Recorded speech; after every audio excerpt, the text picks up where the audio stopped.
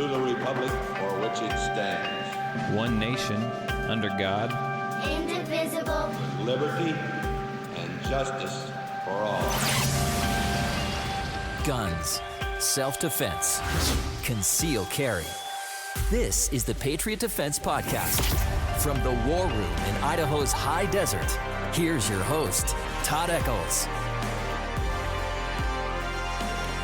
And I am back. It is a rainy Wednesday afternoon, and I am once again tucked away in the war room somewhere in the high desert of southern Idaho. And oh, what a week it has been. I tell you what, I've thought long and hard. I needed to do this podcast, and I've got some topics that we're going to talk about here. But, most of my podcast kind of revolves around things I see as an instructor or things I come across on the internet or situations that arise, people I interact with. And I've got to be really, really careful sometimes about, I as being an instructor and being kind of I own my own business and kind of being this public figure, at least in this area, right? And in my area, I'm on the radio show.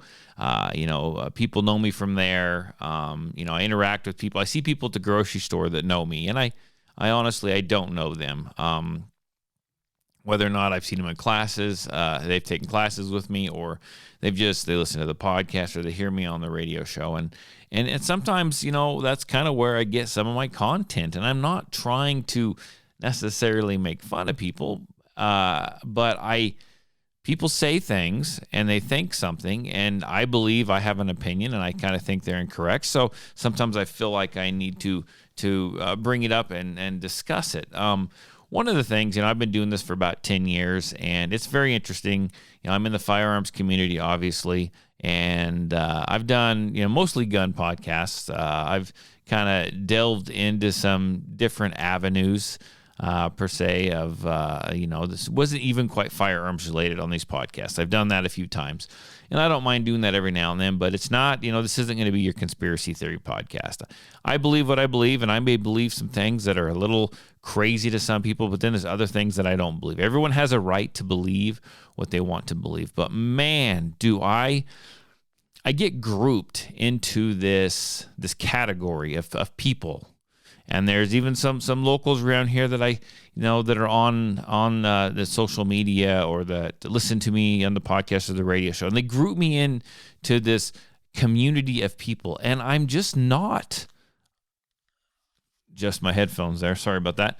I'm just not exactly who they think I am. I'm just not. I'm different than your average firearms owner, than your average gun owner. I'm different than your average conservative Republican. My leanings, they're a little all over the board. I'm not saying I'm Democrat, but I don't always believe I don't always. I don't believe in a portion of what your mainstream conservative or Republican thinks, right? I've talked before that I kind of have these libertarian type beliefs.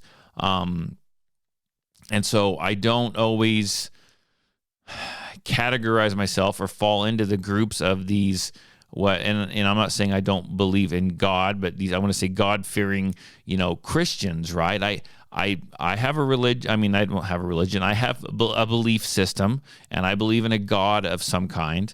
My beliefs have kind of changed over the last handful of years, and I don't always consider myself a part of this mainstream group. But you know what? I just listen and I go along. You do you, I'll do me, and then that's the way it's going to be. But I tend to attract some of these people that are just kind of, I don't want to say crazies, but they're just kind of far out there. And I'm sure that what they believe is important to them, and that's fine. Everyone believes what is, pays attention to and believes in what is important to them. But man, do I tend to attract some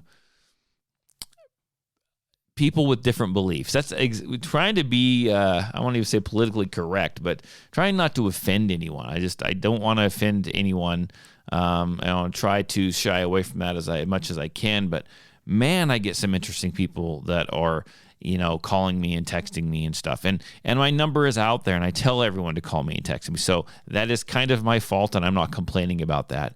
But I run into some people sometimes. I talk to them on the phone, and the next thing I know, I'm getting barraged with just text message after text message after text message after text. I'm not against the occasional text message or the occasional link.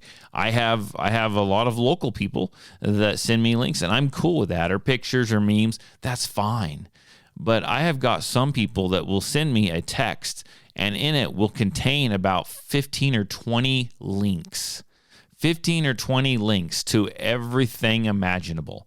And a lot of them don't even have to do with firearms. We're talking about Hamas. We're talking about the border. We're talking about, crazy buying kids in the basement of a pizza parlor and ordering them from a furniture company type articles. We're talking conspiracy articles all over the board.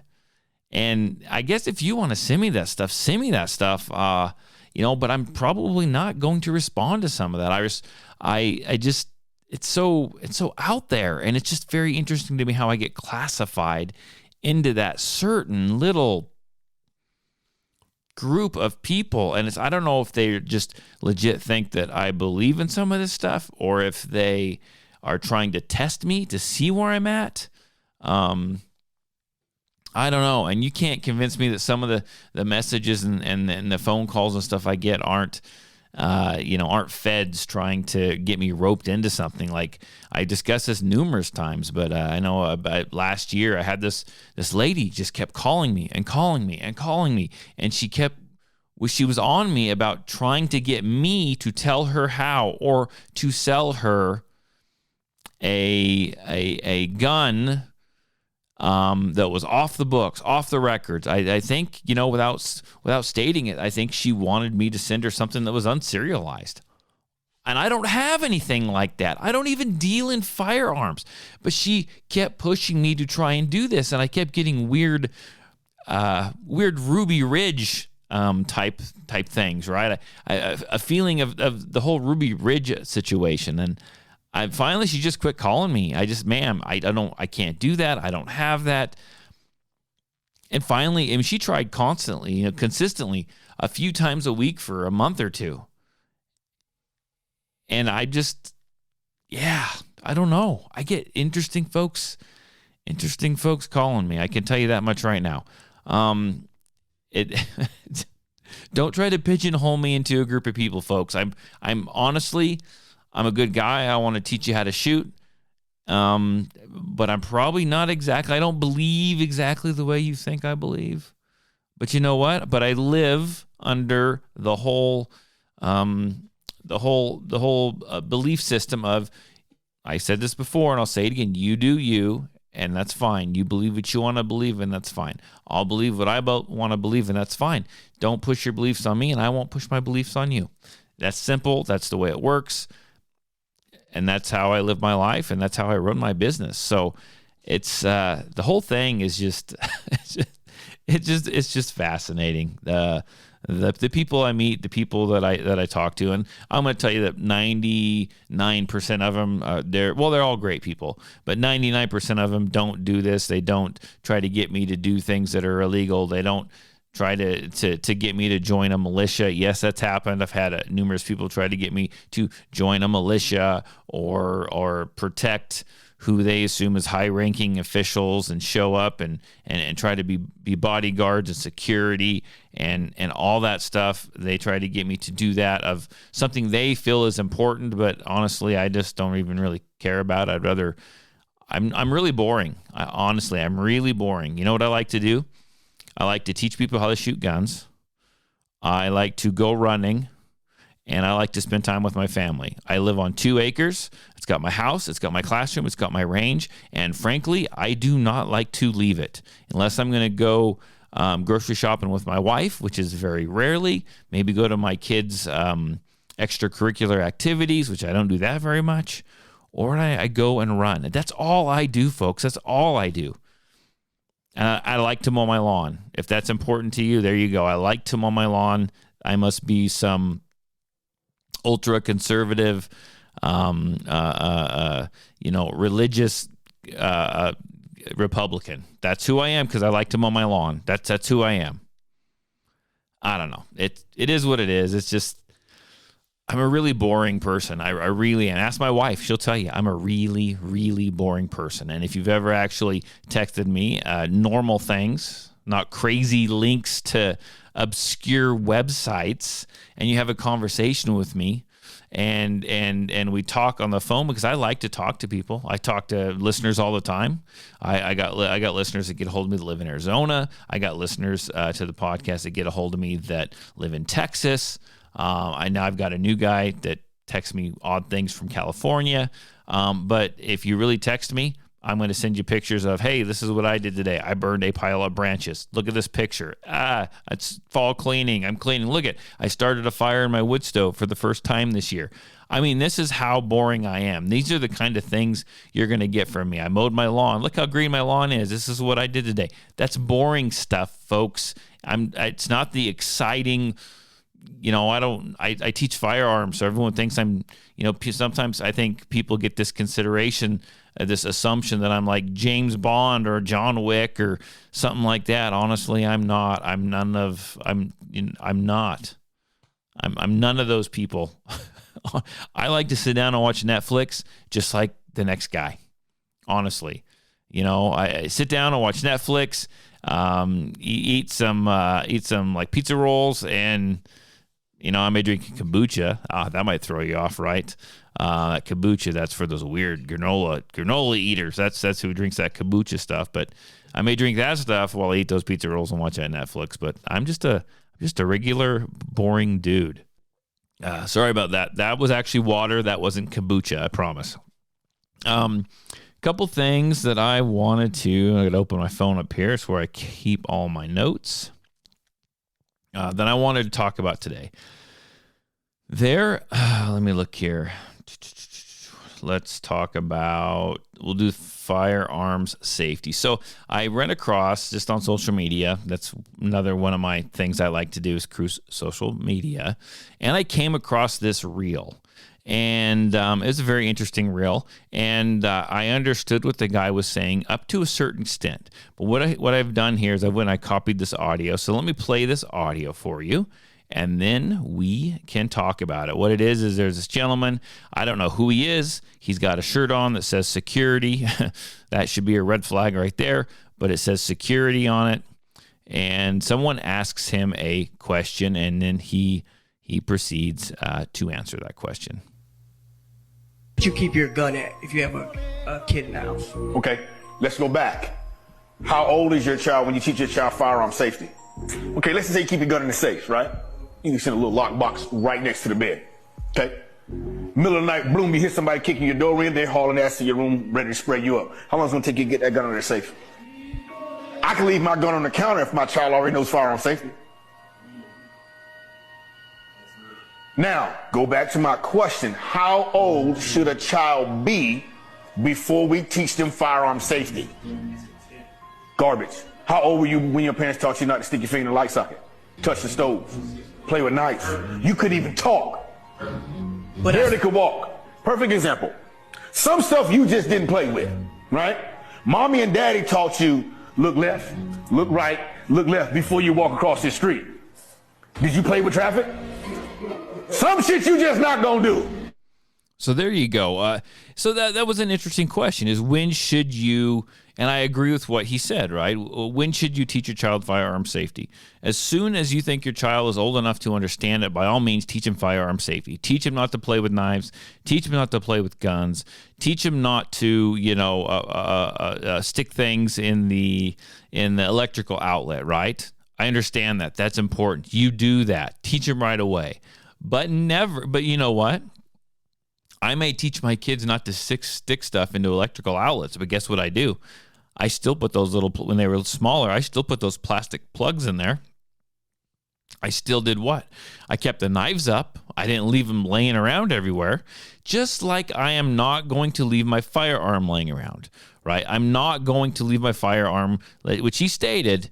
He goes, I could leave my firearm laying on the counter And I know my kids wouldn't mess with it. Well, frankly, I can tell you this right now.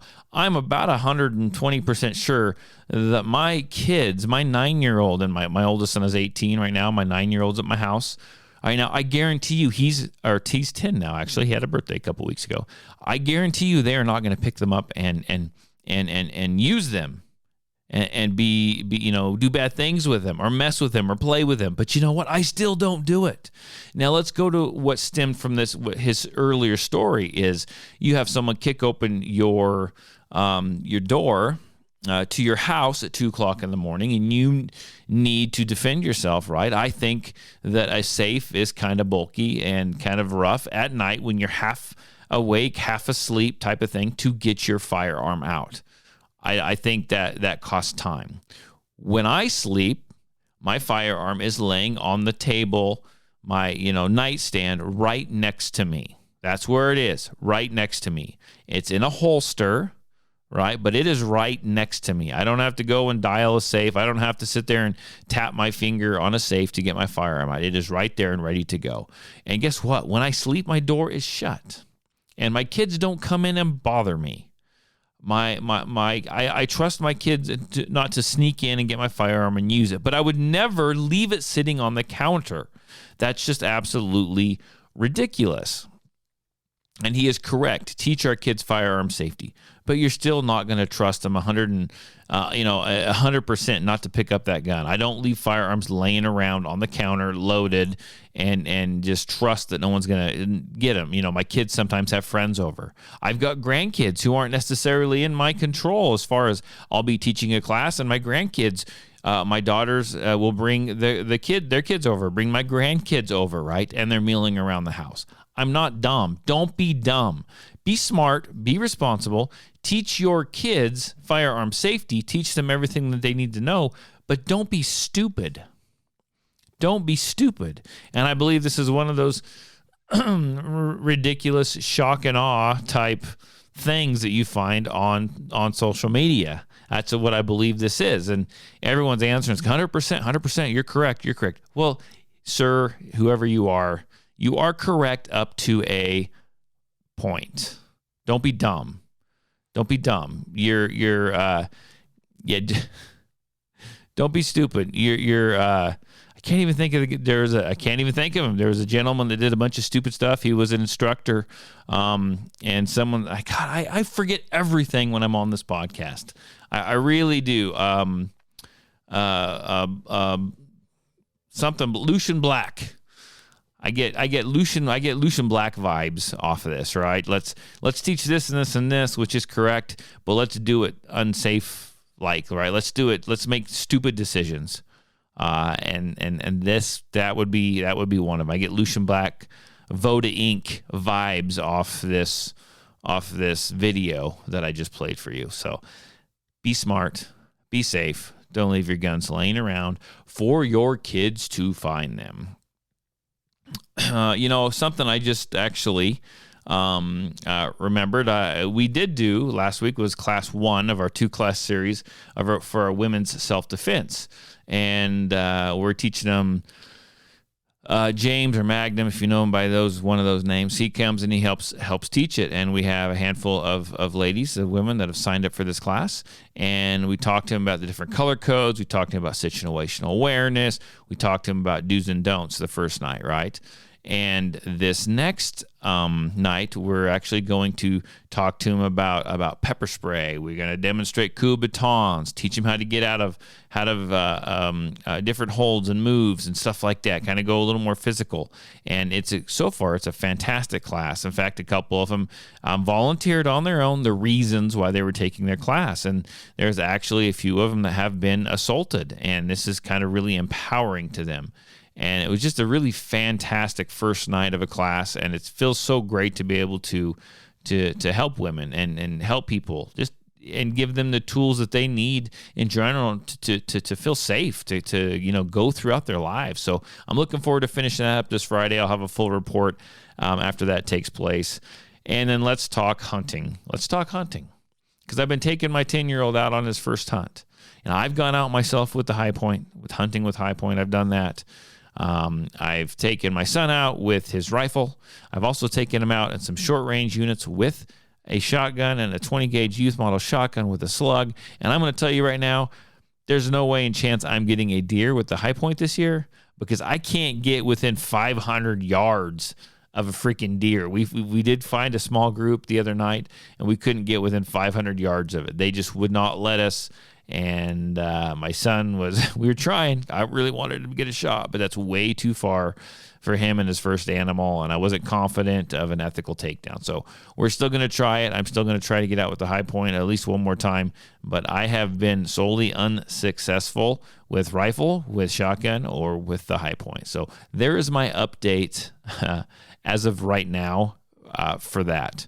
Let's see. What else do we got going on here?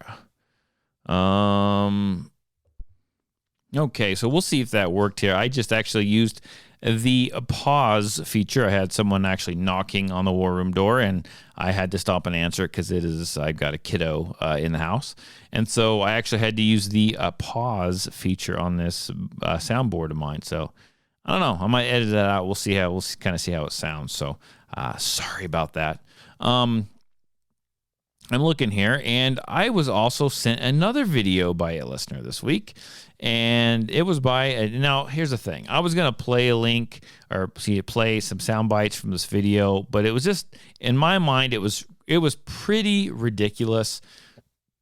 The first little bit of it, it was a video put out by Frogman Tactical. I think it was his most current one. It's like, what would you do if you were attacked by Hamas, right? They had the big YouTube shock value title.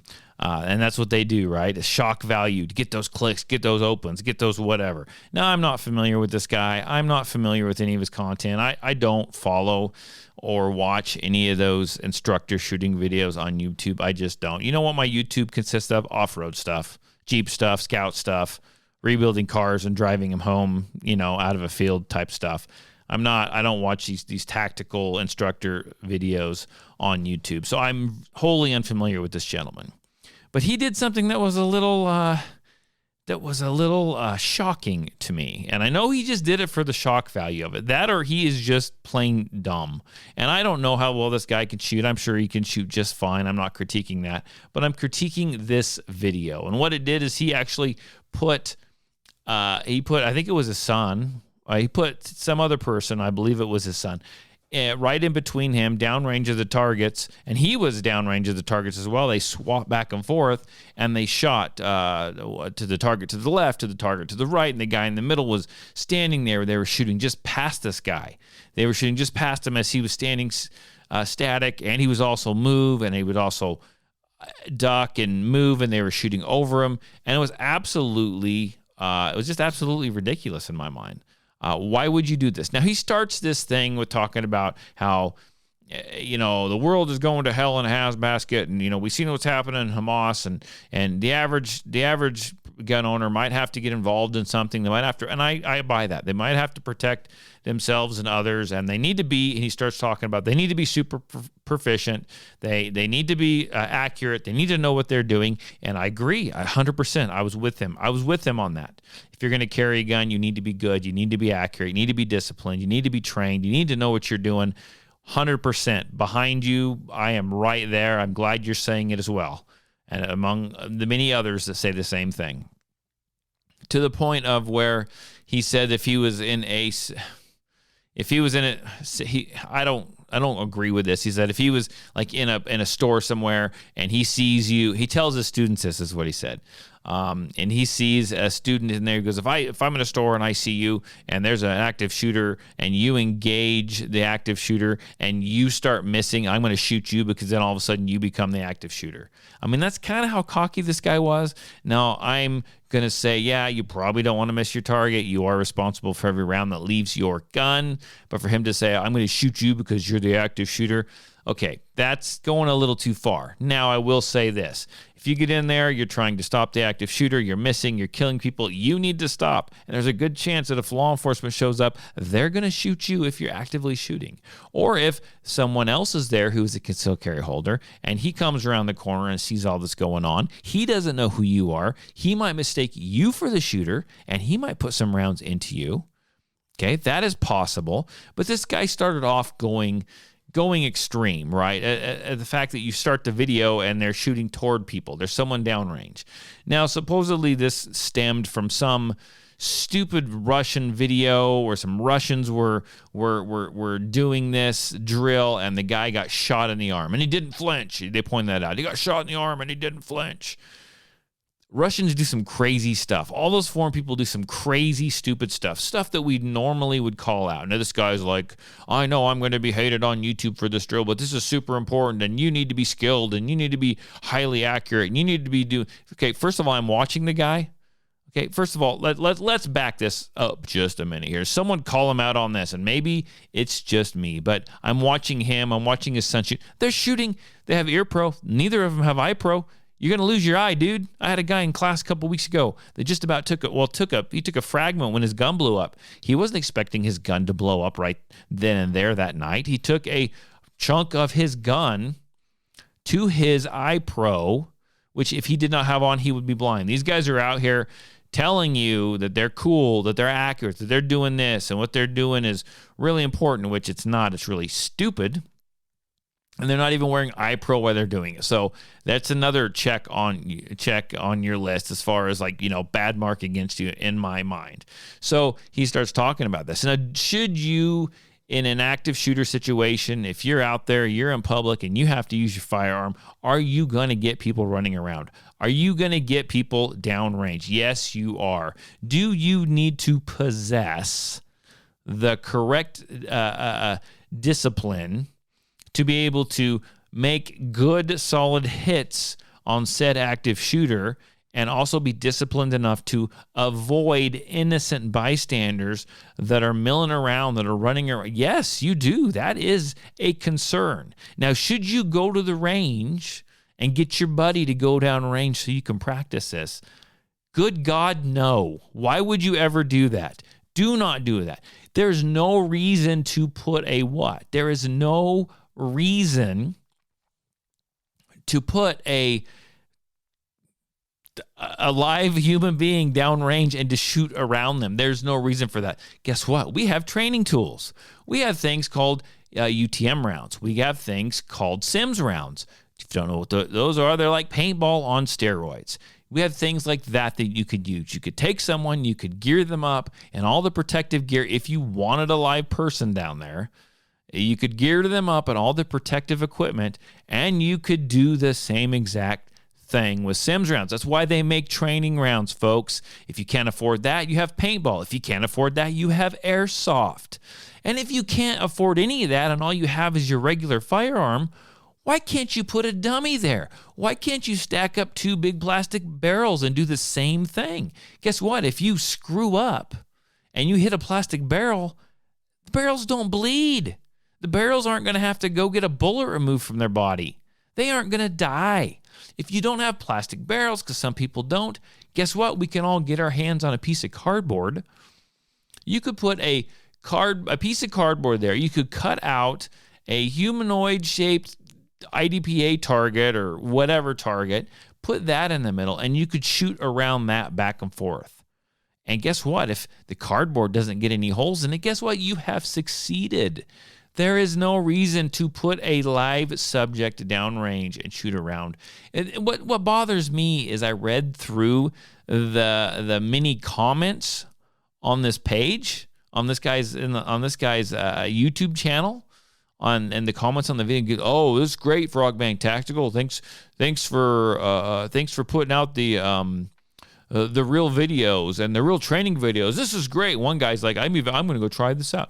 They're just praising this guy for putting out the real videos that no one else will put out. Yeah, it's because other people don't want dead bodies on their conscience of putting these freaking videos out and having someone hurt themselves or die in the process. This guy should be ashamed. I mean, that is one video that YouTube should take down. Now, whether this guy really believes the stuff that he's spouting, I don't know. He may not. Part of me wants to think he just did this for what? He just did this for clicks, clickbait. He wanted to drive up subscribers. He wanted lots of views on his video, because guess what? I didn't finish watching the whole video because I just couldn't bring myself to. But he's got a little advertisement in there, and everyone that watches the video, he gets paid for it, folks. So he's either an idiot and he really believes this stuff, or he just scammed you guys into clicking on it and he gets paid. Or, well, which that's scary as well, because if you did go click on it, there is a good portion of the people that viewed that video that believe him and think that this is a fantastic idea. And you know they're going to be trying this on home ranges all across the U.S. Coming soon to you, more YouTube videos. I can just see it now. I don't know. It's just crazy to think of what the ramifications of this could be. Now, you're never going to find that here. And I've actually had a lot of my classes out running different courses and drills and stuff. And I do things. I put up blue barrels right in between two targets where they have to do what? They have to shoot to the target to the left, the target to the right, and back and forth, whatever, right? They have to do that. But I've never put a live human being, a live breathing subject down there and tell them to shoot around them. That's just not going to work. This guy was absolutely ridiculous. And it's probably why, honestly, I have a YouTube channel. I don't put much on there. You get the podcast every week. They're not, some of them used to be live. They're not now, but that's probably why I'm not going to make it on social media. 100%. I refuse to do stuff like that. I refuse to do the shock and the shock and awe value just to get you to click on it. And it seems so simple, and I could maybe possibly make some kind of money on that. But it's just, I can't do it. So that's probably going to be the death of me, because I've got common sense. And yeah. But, and that's, you know, and I honestly, I will put some of my students up, videos like up, not on YouTube necessarily, but I put them up on Facebook. I put them up on Instagram, that kind of thing. You know, I have their permission to and stuff, but I'm really choosy about the stuff I put up, because there's always some kind of criticism, and some of it's really helpful criticism, and that's fine. And then there's some people that just, or some platforms where people just rip them apart. And I'm like, you know, this is like a beginner student. This is a new student. They were proud of what they've learned. And if you're commenting on it, you don't know the backstory. And some people are really great and really helpful. And you know who you are, right? But some people are just horrible. Well, look at the shoe wear. Look at the this. Look at the that. They're not doing this. They need to lean forward a little more. I'm like, holy crap. They're new, people. They're new. We were all new. And I want to tell those people, why don't you come here and shoot? Let's see how you do. Because guess what? They showed up. They're paying money. They're putting their money where their mouth is. They're coming and they're getting training, right? It's a whole interesting, weird dichotomy that plays out on social media. So anyhow, Frogman Tactical, I tell you what, that's an insane video. Stupid video. Come on, YouTube, remove that. I mean, that's just dumb. That's unsafe. That's going to get somebody killed or hurt. That's the kind of stuff that needs to be down. Stuff like that is why I have a hard time on other platforms posting good stuff, safe stuff to help teach people, because of yahoos like this guy. I'm looking here, and I think we're going to go ahead and wrap it up today. Actually have some more information, but I want to dive into it just a little bit more and get a little bit better podcast for you. So I'm going to go ahead and cut this one off right now, and I think I'm just going to go ahead and give you guys an extra episode later on this week. I got to look some stuff up and kind of figure out how I want to word some things. But there you go. That'll be your podcast for for this rainy Wednesday. I hope everyone's having a great week, getting out, or remembering to have a good time, finish up your hunt seasons, go out and do the trick-or-treating with the family if that's what you're going to do. Everyone have a great, safe week. Again, if you want to comment, if you want to text me, send me all the links, people. I get them all the time. I get all the links. Just don't think I'm going to join your militia, because that ain't going to happen. I'm not going to buy your kids' fundraiser stuff, and I may or may not, agree with your links. Don't always think that I will. So there you go. Call me, text me, whatever you want. Area code 620-794-6223. It's area code 620-794-6223. Find us on all the social medias, the Facebook, the Instagram, the TikTok, the YouTube, and check it out. Share this with your family. Share this with your friends. That's how you can help the podcast. I do appreciate it, folks. Go out and buy your ammo. Prices are going up. Buy your reloading supplies. Prices are going up. You can't say I didn't warn you. Talk to you later. Bye.